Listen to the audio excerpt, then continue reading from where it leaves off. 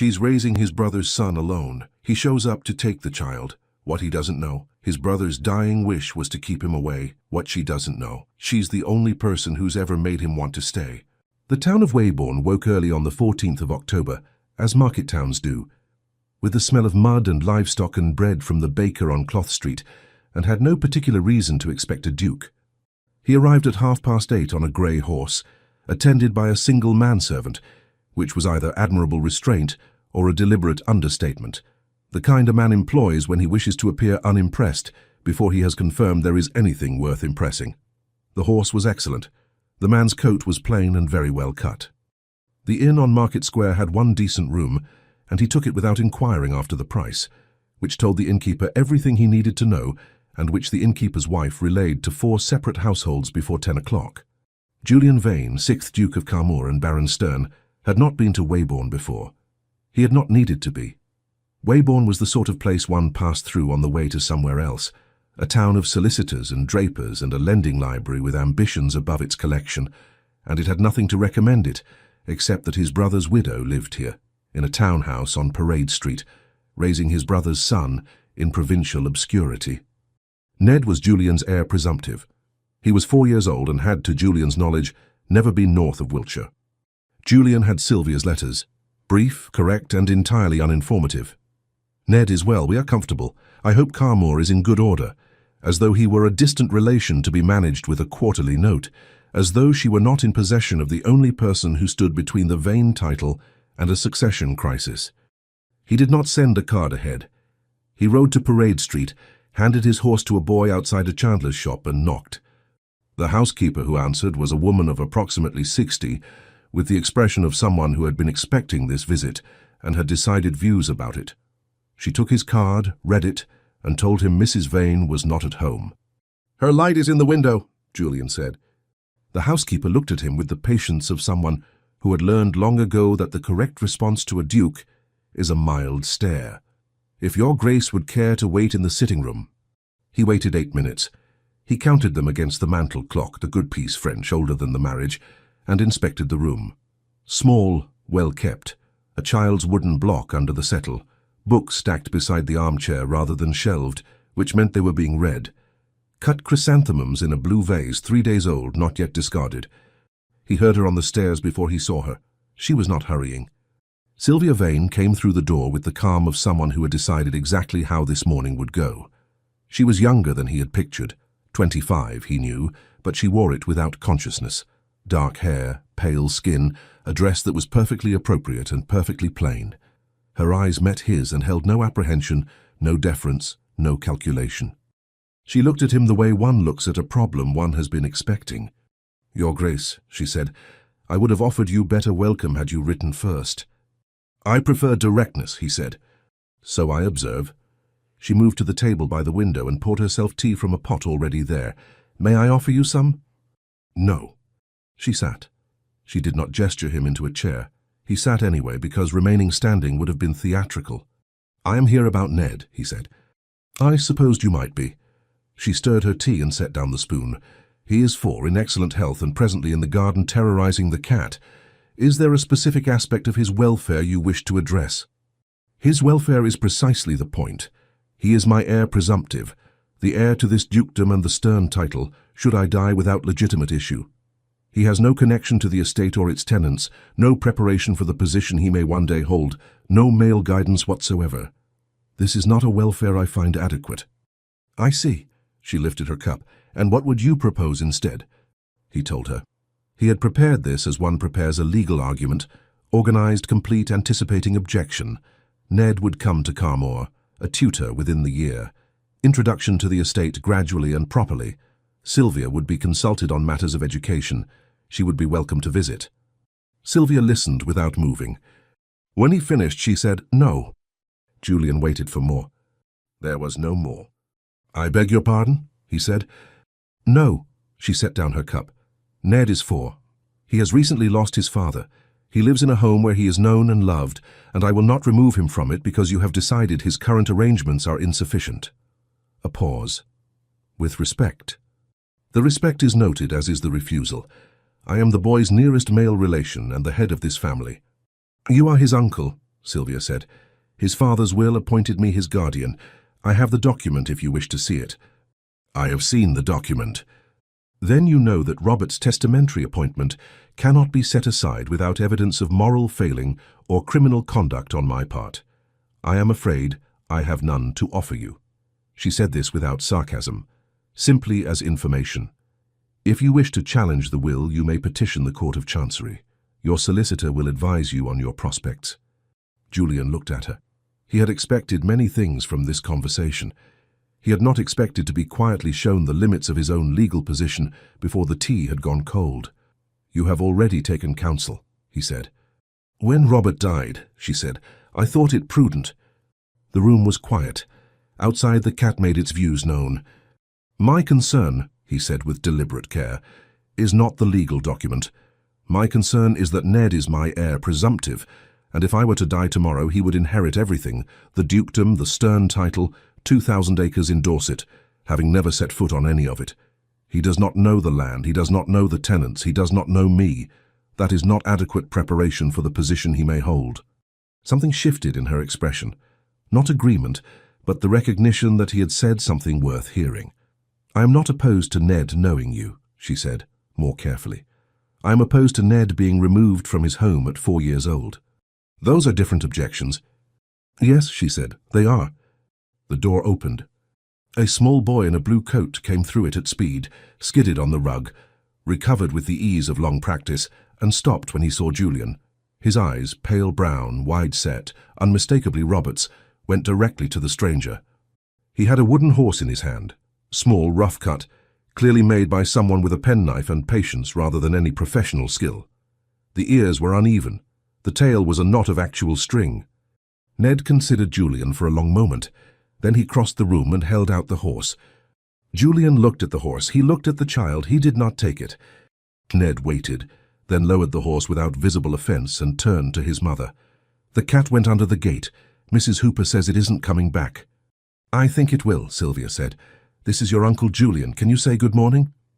Ned examined Julian with the frank assessment of the very young. "Good morning," he said, satisfied, and went back the way he had come. Julian looked at the empty doorway. "He has Robert's eyes." "Yes," Sylvia said. Her voice was level. "He does." Julian stood. "I will call again, Mrs. Vane." "As you like." She rose, which indicated the visit was concluded, and she had determined when. "I will tell Mrs. Hooper to offer your man tea." He left. On the street he stood in the October air for a moment, market noise rising around him, and found he had no idea what he had expected from this visit. Not that. Not any of it. He went back to the inn and told his man to unpack properly. He called the following morning with Paris, a solicitor from Bath who had ridden up and was clearly regretting it. Sylvia received them in the same sitting room. She had her own letter ready on the table. Paris laid out the grounds for ducal involvement: guardianship oversight, the heir presumptive's education and preparation, the management of the Dorset estate correspondence which had, apparently, been redirected to Mrs. Vane by some informal arrangement that had no legal basis Julian could identify. Sylvia listened. When Paris finished, she slid her letter across the table. It was from a London solicitor. It was thorough. "Your informal arrangement," Julian said, "regarding the Dorset estate's correspondence." "Robert asked the steward to copy me on reports," she said. "I found it useful to understand the estate's condition as Ned's guardian. I have made no decisions. I have simply kept informed." A pause. "The steward found it equally useful to have someone respond to his queries, as you were not in the habit of responding promptly." Julian said nothing. This was accurate, and he knew it. "I am not attempting to administer the estate," she said. "I am attempting to understand it, so that when Ned is old enough to understand it himself, there is someone to explain it to him." She looked at Julian steadily. "You could, of course, simply write to the steward yourself." Paris looked between them with the expression of a man watching something above his pay. "The matter of Ned's preparation," Julian said, setting the estate question aside with the precision of a man who has lost a point and will not acknowledge it, "remains." "It does," she agreed, "and I'm not unwilling to discuss it. I'm unwilling to discuss it through solicitors." She looked at him directly. "If you wish to speak about Ned's future, his education, his connection to the estate, his knowing the family he may one day represent, speak to me, directly. I am here every morning. Julian looked at her for a long moment. Then he dismissed Paris. He called the next morning without Paris. Sylvia received him. Tea appeared. He asked about Ned's current arrangements, what the child could read, whether he had a tutor, what he did with his days. She answered without defensiveness, giving him exactly what he asked for, and nothing more. He asked a second question, then a third. She answered those too. He was trying to find the gap in her, the thing she was hiding or failing at or had missed. He did not find it. You have thought about this, he said. More observation than compliment. For 18 months, she said. It was the primary thing I had to think about. He looked at the room, the books within reach, the child's drawings on a small table near the window, stacked with apparent order, the blue vase of chrysanthemums which had been replaced since his first visit. He had assumed this household was improvised. It was not. It was careful. Robert's letters to me stopped 3 years ago, he said. I know, she said. Did he tell you why? She was quiet for a moment. He told me that you had both been wrong about something, and that neither of you had said so, and that the longer it went unaddressed, the more impossible it became to address. She paused. He said it was his fault, as much as yours.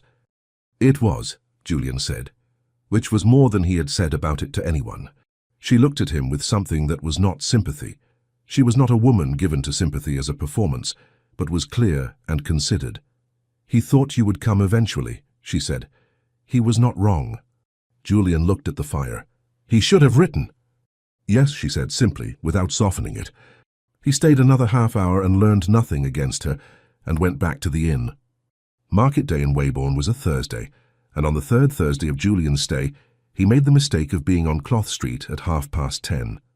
Sylvia saw him first. She did not change direction. He fell into step beside her because retreat would have generated more talk than proximity, and Weybourne was already talking. Your Grace, she said, do you shop at markets? I was walking. In the direction of the cheese stall, an understandable destination. Ned, who had been examining tin soldiers, became aware of Julian and abandoned them immediately. You came, he said, as though this had been arranged. I was passing, Julian said. Ned accepted this and took Julian's hand, with the same absolute quality he always had, small, complete, requiring no consent.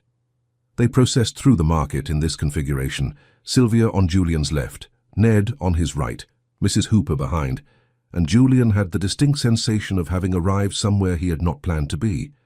He does this with people he likes, Sylvia said, not quite under her breath. He has known me 2 weeks, Julian said.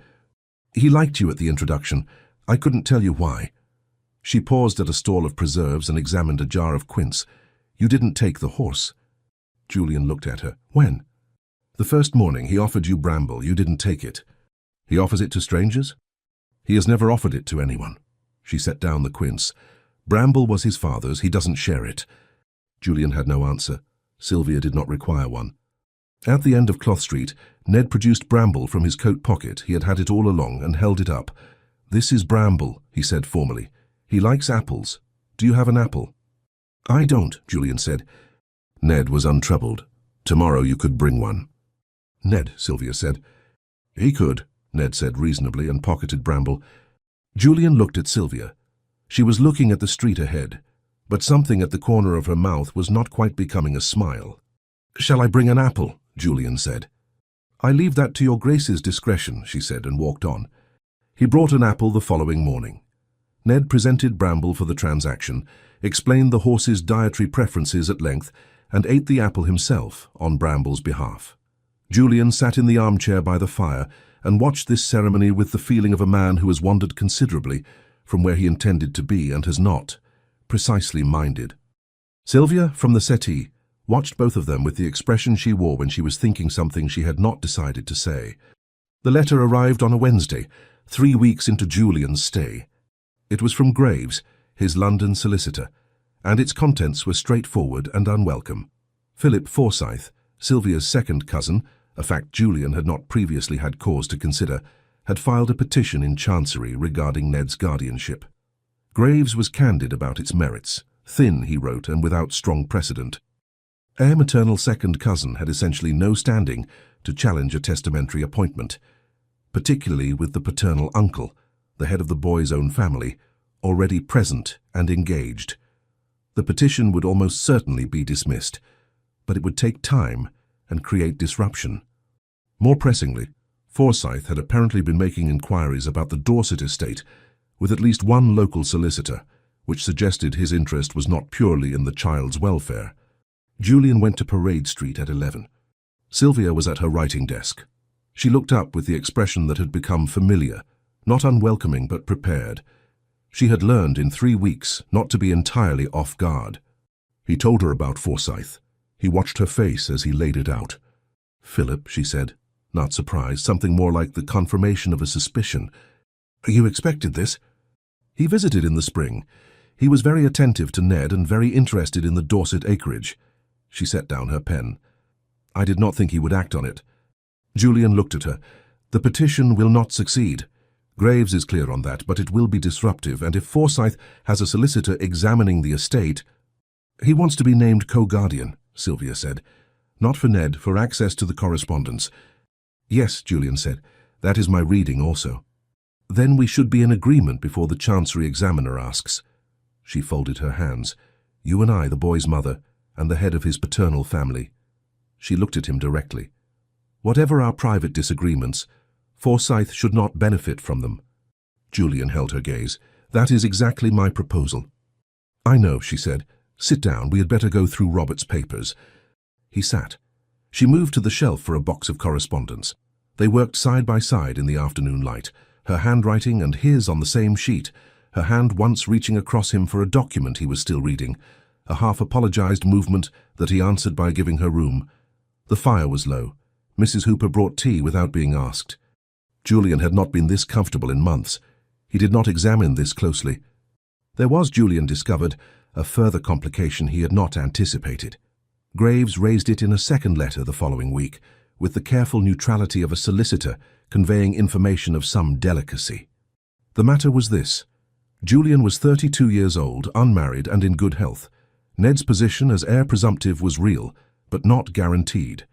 If Julian were to marry and produce a legitimate son, Ned would be displaced entirely, from the dukedom, from the barony, from the Dorset lands. He would be left with nothing but his mother's portion and whatever goodwill the family chose to extend. Graves did not need to point out that Sylvia understood this.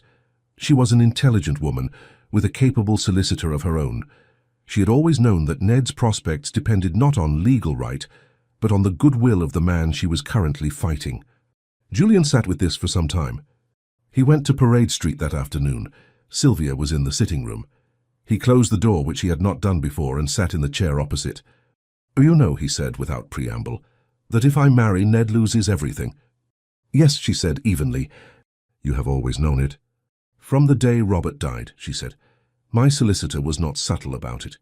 Julian looked at her. "And yet you have not." He stopped. He had been about to say "used it," which was not the right word, except it was the word he would have used 3 weeks ago, and he was no longer certain it was wrong. "You haven't pressed it," he said, "as a point of leverage." "It is not leverage," she said. "It is simply true. You might marry tomorrow and there is nothing I could do about it." She met his eyes. "I have preferred to proceed on the assumption that you are a man of decent character who, once he understood the situation, would act accordingly. It seemed more practical than antagonism." Julian said nothing for a moment. "Was I wrong?" she said. "No," he said, more quickly than he had intended. She nodded once and looked back at the papers. "Then I don't think we need to discuss it further." He stayed 3 hours that afternoon and left when the light was gone. Robert's papers were a monument to cheerful disorder. He had filed things by some internal logic that made sense only to himself. Letters grouped by mood rather than sender, receipts tucked into books, estate documents folded into personal correspondence, as though both were of equal importance, which for Robert they probably had been. Julian sorted. Sylvia knew where things actually were, and retrieved them when Julian had been through a category twice. "He was not systematic," Julian said. "He was systematic," Sylvia said. "Just not in ways that transfer." She said it without sentimentality. Julian had learned in 3 weeks that she spoke about Robert with accuracy, not performance, that she did not paper over him with grief or reverence. She said what was true, that he was disorganized and generous, better with people than with paperwork, liable to promise things and leave others to fulfill them. She said this the way one states facts about the weather. Julian, who had spent 18 months constructing an idea of Robert composed mostly of suspicion and loss, found this uncomfortable. "He never wrote to tell me about the marriage," Julian said. "No. I heard from the solicitor. That was not my arrangement. I would have written to you myself had Robert wished it." Julian set down the letter he was holding. "And he did not wish it." She was quiet for a moment. "He was complicated about you," she said. "You know that." "We had a disagreement." "Yes." Her tone accepted the word without endorsing it. "What did he tell you about it?" She considered him. "He said you had both been wrong and both too proud to say so, and the longer it went unaddressed, the more impossible it became. He said it was his fault as much as yours." A pause. "He also said that you would come eventually. He thought you would come for Ned." "He thought I would come." "He knew you," she said, "better than you believed he did." Julian looked at the papers between them and felt the discomfort of a man being told something accurate about himself by someone with no reason to be accurate and every reason not to be. "He should have written," Julian said. "Yes," she said, "and you should have written to him." He didn't argue. He went back to the papers. The meeting with Forsyth's representative was on a Friday in Price's offices. Price was a steady man who had handled Robert's estate and regarded Julian with careful respect and Sylvia with visible trust.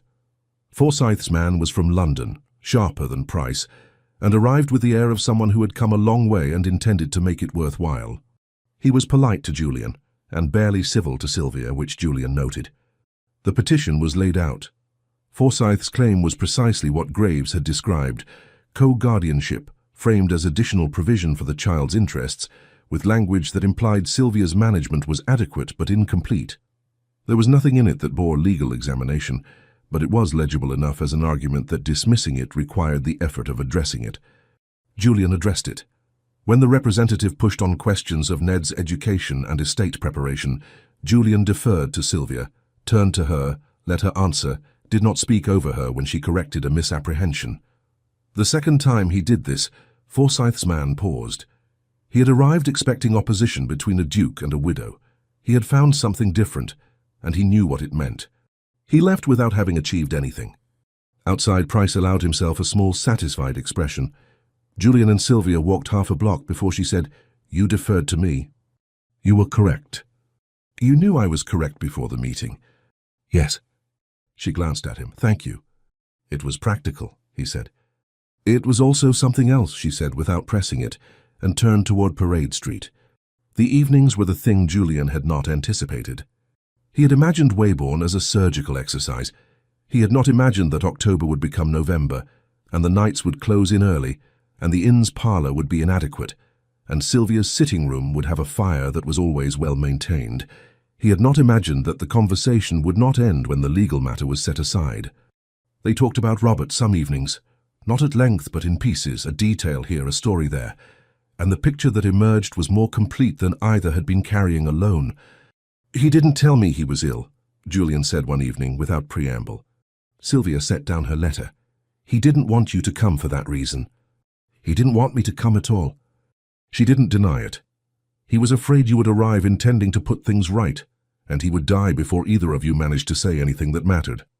Julian looked at the fire. "He loved you," she said. "He spoke of you often, not always easily, but often. You were present in this house long before you arrived in it." "I should have come sooner." "Yes," she said, "simply without the cushion." He looked at her. He had expected more comfort than that. Something truer in him was glad not to receive it. He stayed until 9 o'clock, which was longer than he had intended, and walked back to the inn with the feeling of something shifting in him at a rate he could not entirely manage. Ned had opinions about Julian. He had recently discovered opinions as a tool and wielded them without restraint, but his opinions about Julian were particular. He had decided on some internal basis that resisted examination that Julian was interesting. He showed Julian things: a stone, a leaf, the pattern firelight made on the ceiling, with the confidence of someone sharing important information, and he brought Bramble into Julian's vicinity with increasing frequency. On a Tuesday in early November, Sylvia asked Julian, with the air of conducting an experiment she did not wish to name, if he might take Ned for a walk while she dealt with correspondence. Julian said yes before considering the mechanics. Ned presented himself in the hall in his coat and hat, Bramble already in his pocket, and regarded Julian with the bright expectation of someone whose arrangements have gone exactly as planned. The river path was quiet. Ned walked with the sideways, intermittent progress of a small child, stopping to examine things Julian would have passed. A stone, dock leaves, 2 branches crossed in a shape apparently requiring consideration. Julian waited at each stop. He was surprised to find he did not want to hurry him. "That man who came to the house," Ned said, of Forsyth's representative, apparently still processing this. "He didn't like Mama." "He was here on business," Julian said. He kept looking at her like this. Ned produced an expression of dismissal with more accuracy than Julian would have expected. "You look at her differently." Julian considered the river. "Do I?" "Yes." Ned produced Bramble and held the horse toward the water. "How come you didn't come before?" "I didn't know I should." "Papa talked about you," Ned said. "He said you had the same hands." Julian looked at his hands. What did he mean? "I don't know. He said it when I made something." Ned pocketed Bramble and looked up with Robert's eyes. "Do you make things?" "I used to." "You should make Bramble a stable," Ned said with the breezy confidence of someone issuing a commission. "Bramble hasn't got a stable." He then moved off to examine a piece of bark, leaving Julian by the river with an assignment from a source he had not anticipated. They sat on the bench near the churchyard. Ned set Bramble on Julian's knee without asking, the way one places a thing where it belongs, and looked at the water. Julian sat with the small wooden horse on his knee, the uneven ears, the string tail, the grain running wrong at the neck because Robert hadn't known or hadn't cared, and felt something in his chest for which he did not have a word. Sylvia was at the window when they returned. She stepped back when she saw Julian look up, not quite quickly enough. He filed this away. She was reading when he arrived that Thursday evening. She finished the page before she looked up, which he had stopped being surprised by. She offered sherry. He accepted it. They talked about Robert, obliquely, carefully, both navigating around the falling out without naming it. She said something small and true about Robert that Julian did not know, something about the way he listened to people without seeming to, and Julian went quiet. "He thought you'd disagree," she said. She had Cowper's poems open in her lap, Robert's copy apparently, the margins full of his handwriting. She turned to a page and read 4 lines about habit and the paths men make themselves, then said, "He wrote in the margin, Jay would disagree with this. May I?" She brought the book. She was standing beside his chair for a moment, both of them looking at Robert's handwriting in the margin, small, slanted, exactly as Julian remembered from letters that had stopped 3 years ago. The lamp behind her put her face in partial shadow. "He knew me," Julian said. "He paid attention," she said, "to everyone." She went back to the settee. "It was one of the things." He stayed until 9:30. At the door he paused, as he had begun to do, with the sense that something else wanted to be said, and the knowledge that he did not yet have the language for it. "Good night, Mrs. Vane," he said. "Good night, Your Grace," she said, without looking up from Cowper. He did not go to Parade Street for 2 days. On the 3rd morning he was on Cloth Street, and found himself outside the baker's shop, looking at the small red-painted horse in the window, the kind sold at market fairs, nothing like Bramble, and accepted that something had happened to him and had been happening for some time. He bought a loaf he didn't need and went back to the inn and got his penknife from his travelling case, where it had been since Carmoor. He went to the carpenter near the market and purchased a small plank of lime wood. He worked that evening. His hands knew what to do. He and Robert had learned from their father, one of the only unserious things their father had ever permitted himself, the 2 of them in the estate carpenter's shop on winter afternoons, learning to read the grain. Robert had never got the grain right. Julian always had. He went to Parade Street the following morning with a small wooden stable in his hand. Mrs. Hooper opened the door, looked at the stable, and concealed what she thought about it with professional competence. She showed him in. Sylvia was in the sitting room. She looked at the stable and was quiet for a moment. "It needs a horse," Julian said. She stood and crossed to him. She examined the roof, the stall proportions, the carved lintel above the door. She looked at it for long enough that he understood she was seeing more in it than carpentry. Then she looked up at him. "You made this," she said. "I had time," he said. She looked at it once more. Ned will... She stopped. Julian. He met her eyes. I wrote a letter to my mother, she said. I didn't send it. I described the situation. A pause. I described you. And? I was not unkind, she said. He held her gaze. May I ask what you said? No, she said, not yet. She looked back at the stable, but I think... She stopped. Then, in the voice of someone arriving at a decision they have been approaching for a long time, I am glad you came, despite everything. He had 12 possible responses, and chose none of them. He simply looked at her in the sitting room where he had arrived 43 days ago, with a legal argument and a set of assumptions that had not survived her, and found his face doing something he was not controlling. She looked at him with something that was not composure at all, and then turned away slightly, because it was too much to look at directly. Ned will be down shortly, she said. Good, he said. He sat in his armchair. The stable sat on the table between them, waiting for a horse. November settled into Weybourne, with the determination of a season that knows it has won. The river ran high. Julian's circuit of the town had expanded, a longer river path that added 15 minutes, and which he walked on days when there was too much in his head. He had been in Weybourne 6 weeks. He was aware that this exceeded any resolution the situation required, and he was aware that Weybourne was aware of it too. The innkeeper no longer asked when his grace anticipated departing. Mrs. Hooper brought Julian tea without being asked, and on one occasion had offered him a biscuit. The chandler's boy had named his horse. The town talked. A neighbour of Sylvia's, a Mrs. Fairweather, called on a Wednesday morning and said so at some length. Julian heard about it that evening, delivered in a tone entirely dry. She approves, Sylvia said. She has strong feelings about the advantages of connection to the Vane family. And what did you say? That his Grace and I were managing a legal matter concerning my son. She looked at the fire. She did not find this convincing. Are you uncomfortable with the talk? Julian asked. I am accustomed to being talked about. I am Robert Vane's widow in a market town. She paused. I am more uncomfortable with the accuracy of some of it. He looked at her. She did not look at him, which was itself informative. The evening ended earlier than usual. She said she had letters to write, which was probably true. He went out into the November cold with the sense that something had been said, and also that nothing had been said, and that the territory between those two states was becoming untenable. On a grey Wednesday, Julian took Ned to the river. It was Sylvia's idea, framed as practical. She had an appointment with Price. But he had the sense she arranged things deliberately. Ned stood at the required distance from the weir and regarded the water with scientific focus. He held Bramble out over the edge, apparently letting the horse look, then drew him back. Bramble doesn't like the water, he said. He told me. They sat on the bank. Ned ate the bread Julian had brought. The weir made its noise. The cold was companionable.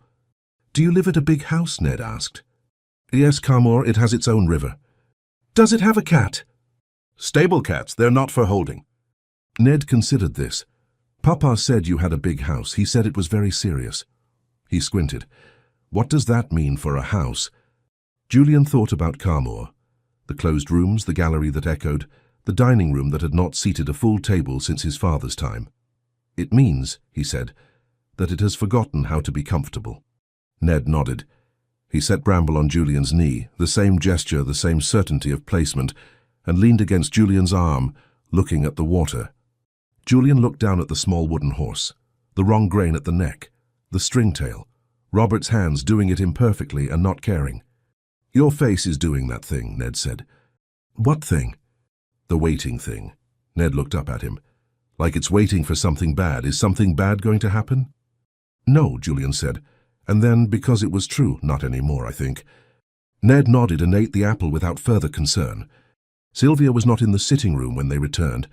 She was at the dining room desk, the afternoon post before her, with the expression of someone who has read something that requires thought. She looked up when Ned descended on her with the full account of the weir. The fish, Bramble's view of the water, Julian's face and what it did by the river. She listened with full attention, her pen loose in her hand, and her expression when Ned said, "He said nothing bad is going to happen anymore," was something Julian could not fully read. Not relief, something past relief. She pulled Ned close for a moment, and he submitted without complaint, which meant he understood it was needed. Then he was off to the kitchen. Sylvia looked at Julian across the room. "Thank you," she said. "It was a pleasure," he said, and meant it precisely. She looked down at her letters. He crossed the room and sat in the chair beside the desk, where he had no particular business being. She did not tell him he shouldn't. She wrote. He looked at the fire. The household made its sounds around them. It was the most domestic hour he had spent in years, possibly in his life. He had grown up in a house that was serious and large, and had carried that house with him in all his habits, and sitting in a dining room in Weybourne while a woman he had come to fight wrote her correspondence and her son ate biscuits in the kitchen, was as far from Carmore as he had ever been. He was not sorry to be here.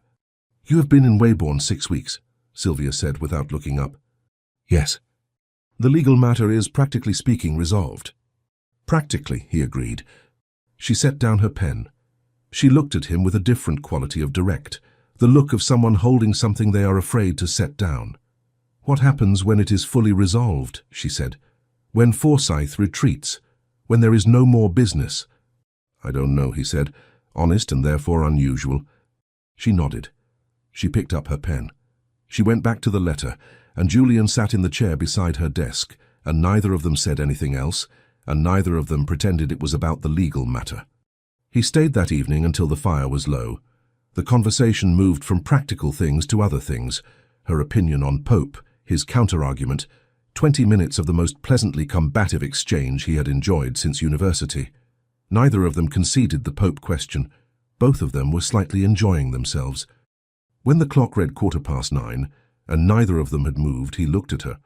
Across the low fire, Cowper's poems on the settle beside her, where she had put them and not gone back to, and said, "I did not come here expecting you."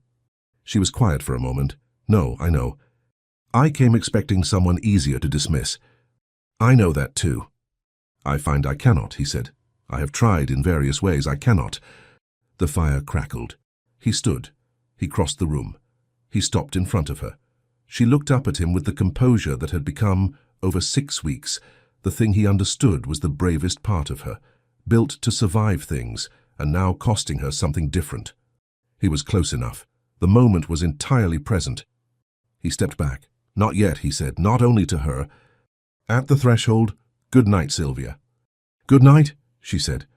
Her hands, he noticed, were very still in her lap. He stood on Parade Street in the dark and understood, with the clarity of cold air, that he was a man who had spent his life waiting for something bad, and who had, in a sitting room in Wiltshire, started waiting for something else entirely. He did not go to Parade Street for 3 days. On the second day he walked the river path and passed a man with a child on his shoulders, the child laughing, the man holding the child's ankles with the ease of long practice. Julian stopped and watched them go, then stood on the path for a long moment and thought about his father, who had been a serious man in a serious house, and about Robert, who had not cared about any of that, and had made a child and loved him and died, and about what it meant to have been the responsible one all his life, and to have been, under all of it, simply lonely. He went back to the inn. He got his penknife. He had finished the stable. The rider came to him almost without planning, smaller than the horse, a figure barely 3 inches tall, smoothed down until the grain was fine. He worked 2 evenings. Then he went to Parade Street. Sylvia looked at the rider he placed beside the stable. She looked at it for long enough. "Julian," she said. He sat in his armchair. She went back to her correspondence. Ned, arriving from the garden, spotted the rider immediately, picked it up, and held it against Bramble with the reverence of a child who has been given something he did not know he was waiting for. "Did you make it?" Ned asked Julian. "Yes." Ned looked at it. He looked at Julian. "It looks like Papa," he said. The room was quiet. Sylvia set down her pen. She did not look up immediately. When she did, her expression was entirely clear, and she let Julian see it without looking away. "The stable needs to go on the mantelpiece," Ned announced. "That's where it lives." He carried both pieces there with care, positioned them with the seriousness of a curator, and stepped back to examine the result. "Good," he said, and left. Julian looked at the fire. Sylvia looked at her letters. The stable stood on the mantelpiece with the rider beside it, and the rider stood beside the horse, and Bramble faced the room with his uneven ears and his string tail. Nobody moved the stable. Nobody needed to. The stable had migrated to the mantelpiece permanently, as Ned had decreed, and Bramble went in and out of it with the irregularity of a horse with other commitments. Julian noticed, on his next several visits, that the rider had been positioned differently each time, sometimes beside the horse, sometimes on the roof, once inexplicably face down in the straw Ned had sourced from somewhere, and said nothing about it. Forsyth's representative returned on a Thursday. He came with a revised petition, which Price reviewed that morning and summarized with the careful neutrality of a man conveying news he finds professionally embarrassing on someone else's behalf. Forsyth had narrowed his claim, no longer seeking co-guardianship outright, but requesting chancery oversight of Ned's education and estate preparation, with himself named as a supervising advisor. It was, Price said, an even weaker argument than the first. Chancery would not appoint a maternal second cousin to supervise anything over the active objection of both the child's mother and the head of his paternal family. The petition existed to create inconvenience and to suggest publicly that Sylvia's arrangements required outside scrutiny. "He knows it won't succeed," Sylvia said when Julian relayed this. "He is hoping we will pay him to withdraw it," Julian said. She looked at him. "Will we?" "No," Julian said. She nodded once with the expression of someone whose assessment has been confirmed. Then, "We go to the meeting and he goes home." They went to the meeting in Price's offices. Forsyth's man was polite to Julian and barely civil to Sylvia, which Julian had observed before and liked no better for the repetition. The revised petition was presented. Julian and Sylvia dismantled it methodically, Price providing the legal scaffolding, and Julian and Sylvia providing the substance. When the representative pushed on the question of Ned's preparation for his potential future position, Julian said, "Mrs. Vane and I are in complete agreement on the matter," and deferred to her. When the man turned back to Julian as though Sylvia had not spoken, Julian said, "Mrs. Vane has just answered your question. I have nothing to add." The representative left. Price permitted himself a small expression of satisfaction, which for Price was the equivalent of a standing ovation.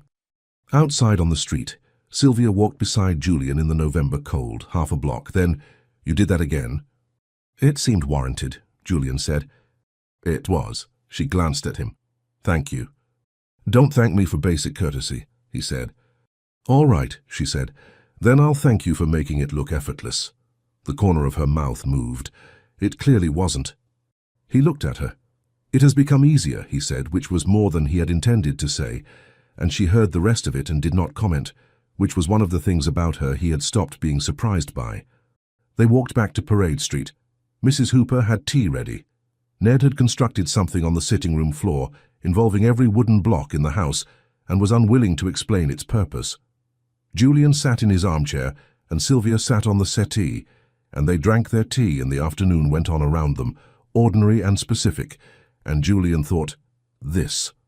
He did not say it, but he thought it. It was not the tea that did it, nor the meeting nor the walk.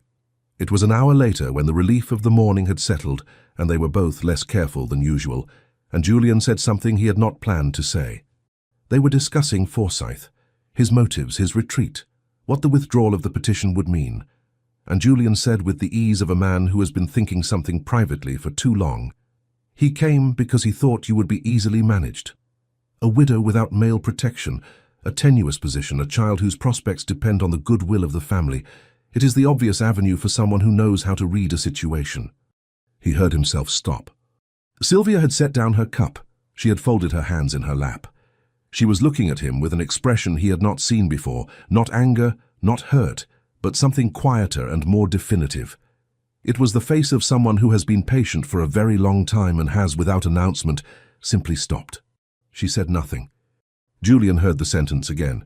He heard tenuous position and no male protection, and the obvious avenue, heard the entire architecture of it and what it revealed about the frame he had still been carrying, the frame that placed her as a variable in someone else's problem, rather than as the fixed point around which everything else had been forced to reconfigure. He put down his own cup. "That," he said, "is not what I meant to say." She waited. "What I meant to say," he said carefully, "is that you are not manageable. That Forsyth misjudged you entirely, as I did, and that I understood this considerably earlier than I admitted it." He stopped. "I am still—" Another stop. "I have habits of thought that are not accurate. About you, I am aware of them. I am working on them with imperfect results." The room was quiet. "Julian," she said, She stood. She went to the writing desk, opened the lower drawer and took out an envelope. She brought it back and placed it on the table between them, on top of the legal papers. She did not tell him to open it. He picked it up. The envelope was worn at the crease, opened and refolded many times. His name was on the front in Robert's hand, slanted, quick, the particular hook on the jadives that Julian had spent 3 years not thinking about. He looked at her. "He wrote it in the last week," she said. "He asked me to keep it, not to send it unless—" She paused. "He said, unless Julian gives you cause. I have spent 7 weeks deciding whether you had." "And?" "I have decided," she said, "that you had cause to receive it. Not because you have behaved badly enough to warrant it, but because I think you need it." Julian opened the letter. 2 pages. Robert's hand looser than he remembered, the pen pressure uneven in the way of someone who is conserving effort. He read it without speaking. The first page was Robert as Julian had always known him, discursive, circling the central thing, making 3 detours before arriving anywhere. He described Ned's laugh. He described the way Sylvia organized a room. He described Waybourne in autumn, the way the light came through the sitting room window at 4 o'clock, the cat that kept coming back under the gate. The second page was something else. "I know you will arrive certain of the situation, because you are always certain and nearly always wrong in the specific ways that matter most. She is not what you will think she is. I married her because she was the only person I had ever met who was not afraid of me when I was good and not gentle with me when I was bad.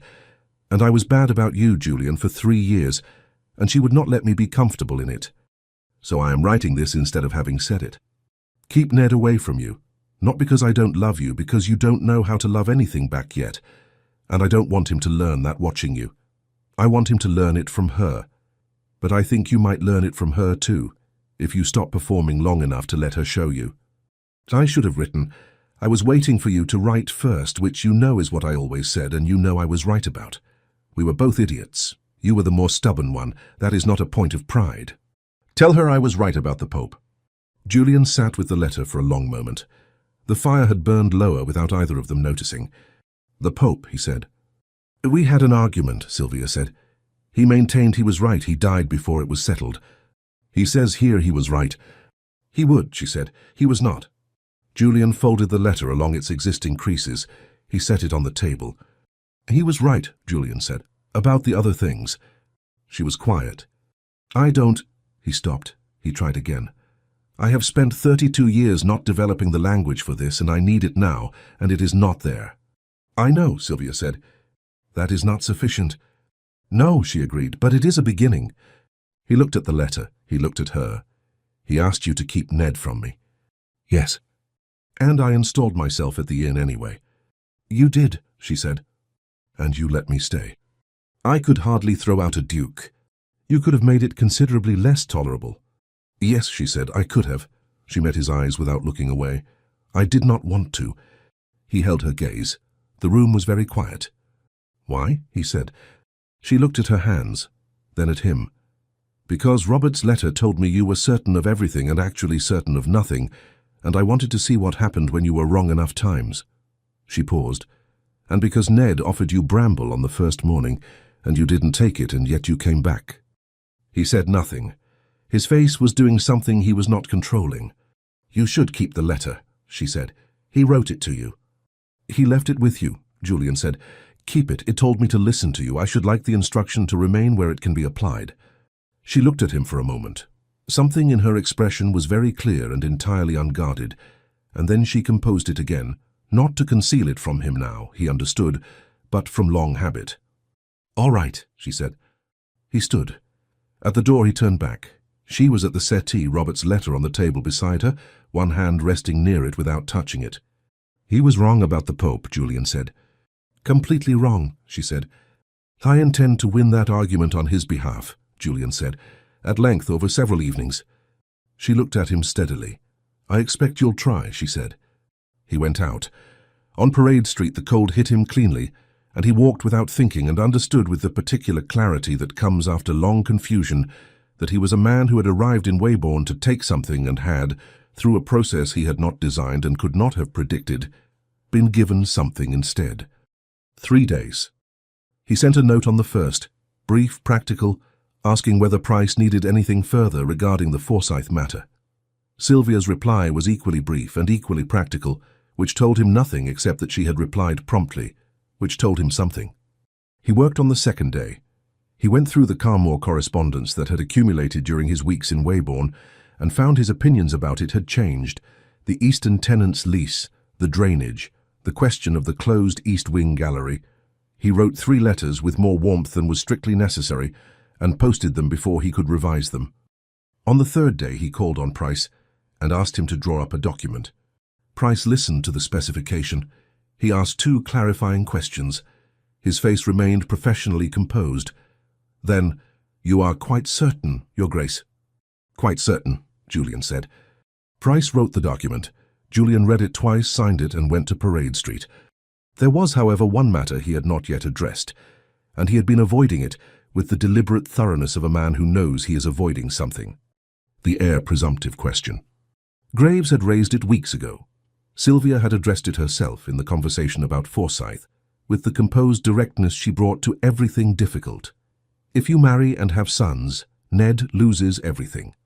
I have preferred to proceed on the assumption that you are a man of decent character. She had not pressed it. She had not used it. She had set it down between them like a fact about the weather, and moved on.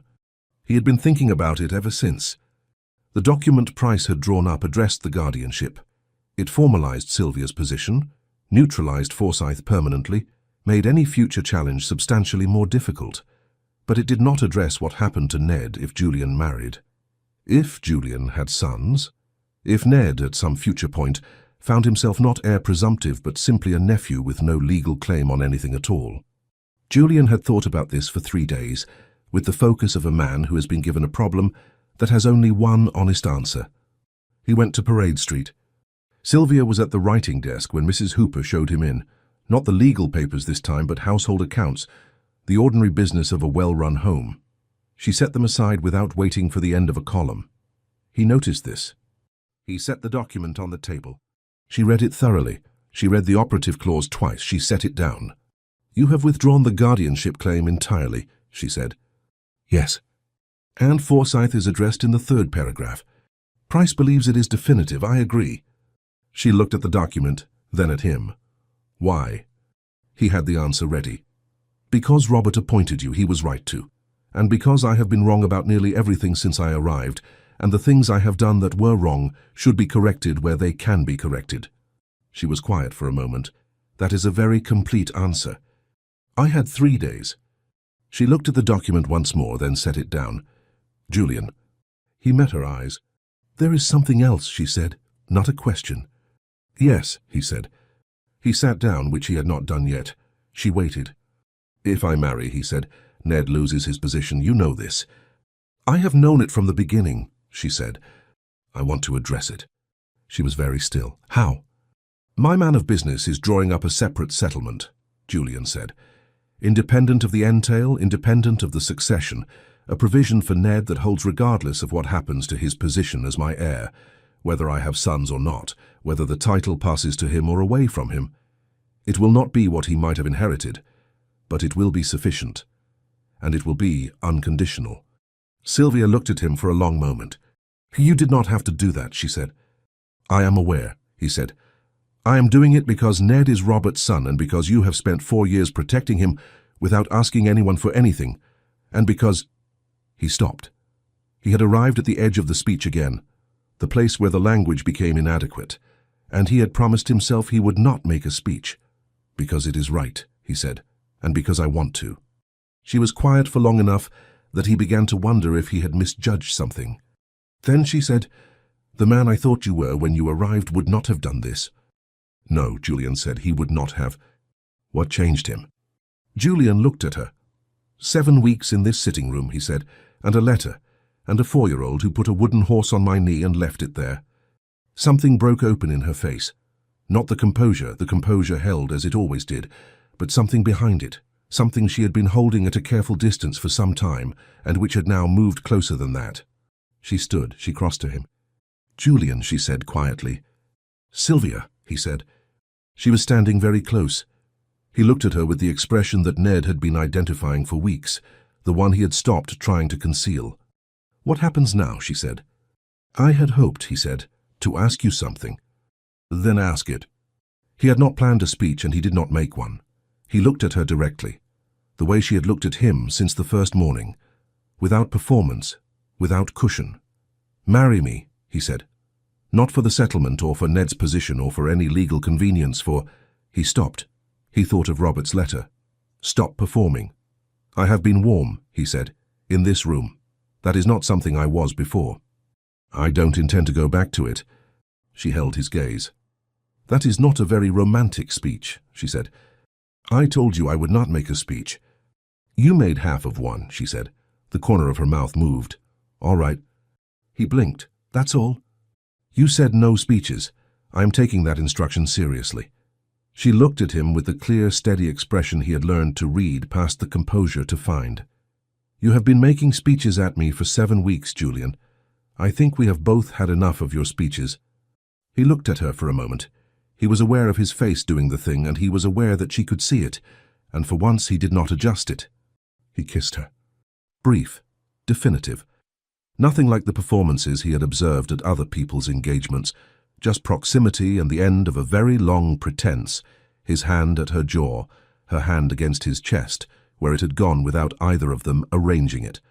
She pulled back. She looked at him with the composed expression that was now doing entirely different work, holding something entirely different in check. "Ned will come through that door," she said. "He always knows when something has happened. How long do we have?" She considered. 4 minutes. "Then I have 4 minutes to say," Julian said, "that I intend to be here, not at the inn here. Whatever form that takes while the arrangements are made, I am not going back to Carmore to wait." She tilted her head slightly. "Mrs. Fairweather will be insufferable." "Mrs. Fairweather," Julian said, "has been right about everything since October. She has earned it." Sylvia laughed. It was the first time he had heard her laugh without restraint. A real laugh, brief and warm and entirely unguarded, and it did something to the room that the fire and the lamp had not managed. The door opened. Ned came through it, stopped, and assessed them both with 4-year-old precision. "Why is your face different?" he asked Julian. "It has been rearranged," Julian said. Ned absorbed this. He looked between them. "Are you staying now?" "Yes," Julian said. Ned considered. Then he went to the mantelpiece, collected Bramble and the rider both, crossed the room and placed them in Julian's hands. Not offering, not showing. Placing them there, the way one puts a thing where it belongs, with the certainty of someone whose arrangements have concluded exactly as he intended. He looked at Julian for a moment with Robert's eyes, pale brown, wide-set, entirely serious. "Good," he said, and went back to his blocks. Julian looked down at the 2 figures in his hands. The rough horse with the string tail, the small rider smoothed to fine grain. Robert's hands, imperfect and loving. His own hands, doing it better because he had had time to learn, and Robert had not. Sylvia sat beside him on the settee, beside him, not across from him, and looked at what he was holding. "He was waiting for you to stay," she said quietly. "I know," Julian said. "I should have stayed sooner." "You stayed when you were ready," she said. "That is the better thing." He looked at her. He thought about Carmore, the serious rooms, the closed gallery, the dining room that had not been warm in years. He thought about limewood and a penknife and 2 winter evenings, and about his father teaching him to read the grain, and about Robert who had never got the grain right and had not minded, and about a boy on a riverbank asking if something bad was going to happen. "Nothing bad," he had said. He had been right. The matter of Forsyth resolved itself in the following fortnight, with the quiet efficiency of a legal argument that has run out of road. Price wrote. Forsyth's solicitor wrote back. There was a brief exchange that amounted in substance to a withdrawal. Price reported it without ceremony. Julian wrote to Carmore. He wrote to the housekeeper about the east wing. He wrote to the steward about the drainage and the eastern tenant and which rooms needed their shutters opened. He wrote a separate note about the stables, their condition, their capacity, whether the tack room could be extended. He wrote to his man of business in London about the settlement for Ned. He spent some time on this. He wanted it correct. He wanted it to be the kind of provision that required no goodwill to activate. That would hold whether Julian was alive or dead, whether Ned remained his heir or was displaced by sons, whether the family remained on good terms or not. He wanted Ned to have something that was simply his, unconditional, requiring nothing from anyone. He showed Sylvia the draft. She read it with the thoroughness she brought to everything and suggested one amendment. It was an improvement. He sent it. "You might have simply asked me what I wanted from the outset," she said. "I didn't know at the outset that your opinion would be worth having," he said. She looked at him. "That is either an insult or a compliment." "It is a confession," he said. "There is a difference." She held his gaze for a moment. "Yes," she said. "I suppose there is." They told Ned on a Sunday morning by the fire while he was engaged in a campaign against a pile of wooden blocks that had, apparently, required defeating. Sylvia explained it simply. Julian was going to be part of their family. He would live with them and they would live with him, and Bramble would have more places to stable. Ned listened with his head to one side. "Does that mean you're my father now?" he asked Julian. A pause. "Your father was your father," Julian said. "He will always be your father. I am your Uncle Julian." He held Ned's gaze. "But I am going to be here. For a long time." Ned processed this. He looked at Bramble, then at Julian, with the particular seriousness of someone making an assessment that matters. "You have the same hands," Ned said, looking at the carved rider in Julian's palm. "The ones that make things." "Yes," Julian said. "Papa said they'd bring you here." Julian was quiet for a moment. "He was right," he said. Ned nodded, satisfied, and returned to his blocks. Sylvia looked at Julian across the room. The expression on her face was entirely clear, and she let him see it, and he held it. And for a moment, the room was very still. Then Ned knocked over a tower, and the stillness ended, and the mourning continued. They married in January, in the church at the end of Cloth Street, in a ceremony attended by Price and Mrs. Fairweather and Mrs. Hooper, and a respectable collection of Weybourne families who had been watching since October, and felt, collectively, that they had earned their place. The weather was cold and clear. The church was plain and warm. Ned stood beside Julian for the ceremony, a position he had assigned himself without consultation. He had Bramble in his coat pocket. Julian knew because he had checked that morning, under the guise of straightening Ned's collar, and found the small wooden horse already in place. Sylvia came down the aisle in a dress the colour of winter light, with the expression she wore for things that mattered, the composure that was her courage, fully deployed. When she reached Julian, she looked at his face the way she had since the first morning, the look of someone assessing a situation, and then something in it changed, and what replaced it was something Julian had been working toward since November, without knowing that was what he was doing. He offered her his hand. She took it. The ceremony was brief. Price cried discreetly. Mrs. Fairweather did not cry, but held herself with the bearing of someone who has been vindicated. Ned, at the critical moment, produced Bramble from his pocket and showed the horse the proceedings, apparently so that Bramble could serve as witness. Nobody commented on this. Julian, who was watching from the corner of his eye, felt something in his chest do the thing it had been doing since October, which he had given up trying to name. In February, a month after the wedding, Julian was at the writing desk by the window. His desk now moved from the corner where the light was poor, which Sylvia had permitted with the expression of someone who has chosen her battles and is choosing this one to let go. The Carmore correspondence was before him. The East Wing renovation had begun. The drainage project was underway. The Eastern tenant had written a letter of such evident relief that Julian had read it twice. Ned was on the floor nearby, narrating an architectural project to Bramble, who was serving as foreman. The project's structural logic was unclear, but its ambition was considerable. Sylvia came in from some household matter and stopped in the doorway for a moment. She looked at the room, Julian at the desk, Ned on the floor, the fire well maintained, the stable on the mantelpiece with the rider beside it, exactly where Ned had placed them. She went to the window, not watching for anything, just the light. The February light in Weybourne was thin and pale and came in low, nothing like the south-facing light at Carmore, which was stronger and more certain. She preferred this light. Julian looked up from his letter. He looked at her at the window and at Ned on the floor and at the stable on the mantelpiece, and then his eye went to the desk, and he noticed that Bramble was propped against his inkpot. Ned must have put him there earlier, while Julian was writing without interrupting. He had not moved the horse, he had written around him. He looked at Bramble. He looked at Sylvia at the window. He looked at the letter in his hand, which was to the East Wing contractor, and which contained the phrase, "The house is to be made comfortable," in terms that left no ambiguity.